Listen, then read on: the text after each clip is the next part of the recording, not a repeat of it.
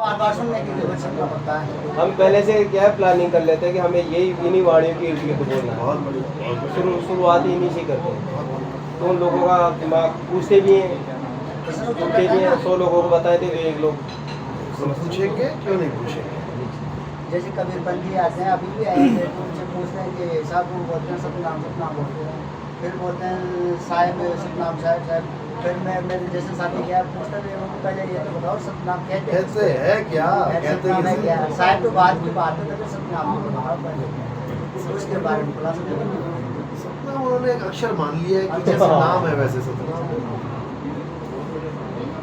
कबीरपंथी तो ये बात माइक फेंक दिया था हमारे ऊपर।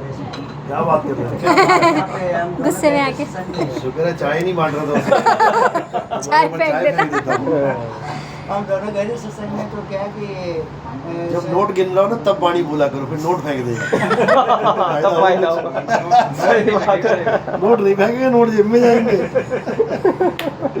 वो शबद गुरु की महिमा गा रहे थे। अच्छा, शबद गुरु की महिमा चल रही थी। हाँ, शबद गुरु की महिमा से कबीरपंथी से तो हम दोनों ने, फिर हम दो ही थे सत्संग में। फिर मैं गया, मैं उनको पूछा, मेरे साइड में मेरा एक निवेदन है कि हम है ज्ञान जी, हम आपसे कुछ लेने के लिए आए हैं। पहले आप हमारे को बताया कि शब्द है क्या, कभी साहब कौन से शब्द की बात करी है, और सूरत है क्या, सूरत के बारे में, उसके बारे में क्या बताएंगे। वो तो देखो कल भी जहाँ प्रोग्राम था वहाँ पे भजन गाने वाले ऐसे ऐसे भजन गा रहे, गुरु बलिहारी जाऊं गुरु जिन आत्म ज्ञान लखाया। और मैंने कहा तुम गा क्या रहे हो, तुम्हें पता है क्या होता है ये। हमें कुछ नहीं पता, कहता हम तो बस रट लिए हैं गुरु जी की दया से। मैं दया अभी हुई नहीं गुरु जी की, जिस दिन दया हो जाएगी ना उस दिन ये समझ में आ जाएगा गा क्या रहे हो।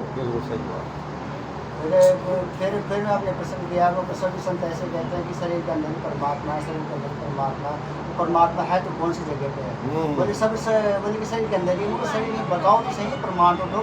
अगर शरीर में परमात्मा होता तो हाथ कटता तो हाथ भी चल रहा होता तुम्हारी तरह। फिर मैंने उनको प्रमाण दिया, उनको संत तो ऐसे कहते हैं कि ये तरह इसकी बेलड़ी है, इसके लिए तो बहुत गलत बताया। या फिर इसमें कैसे है, फिर एक तो क्या है कि शरीर तो नाशवान है, जड़ है, फिर इसमें परमात्मा कहाँ से है, तो उसका कोई आपके पास प्रमाण तो बताओ। फिर कहते हैं कि गटगट सबके गटगट में है, तो गटगट में 2 गट बताया, 3 गट होता है वैसे तो, और गटगट में होता है, तो गट में कौन से गट की बात कर रहे हैं साहब, तो उसके बारे में पूछा तो फिर वो नहीं बता पाए। तो ऐसे करते करते क्या है कि उनको बहुत बुरी तरह से प्रश्न कर करके तपा दिया, तो उसने माइक फेंक दिया। बोले कि आप प्रश्न कर रहे हो, आप बताओ। मैं ये तो सब सत्संग सभा भेजिए, इनसे विनती करो, आप एक एक शब्द बोल के बताएं। फिर उन्होंने बोल के फिर समझा। फिर वो गया 3-4 बजे, तो फिर रात ढूंढने लगे। बोले आप कहाँ से हो, मगर आप क्या कमिश्नर साहब कह देते अभी कत से चला आया, कोई मेरा भेद मरम ना पाया। आप कहाँ से हो, मैं वहाँ से आया हूँ जहाँ वापसी की तैयारी कर रहे हैं। सतगुरु के सारे सब बताए उन्होंने, मतलब कभी शादी क्या है क्या नहीं है, सतगुरु के क्या। रामपाल जी का चेला कहते हैं ना आप रहते कहाँ हो, कहाँ से आए हो आप। मैंने कहा अविगत से चला आया, हंसने लग गया वो। मैंने कहा तुझे क्या पता मैं कहाँ से आया हूँ, तू कहाँ से आया है, तू भूल चुका है अविगत को, हमें याद है। तुम भी वहीं से आए जहाँ कबीर साहब आए हैं, जहाँ से कबीर साहब आए तुम भी वहीं तो थे।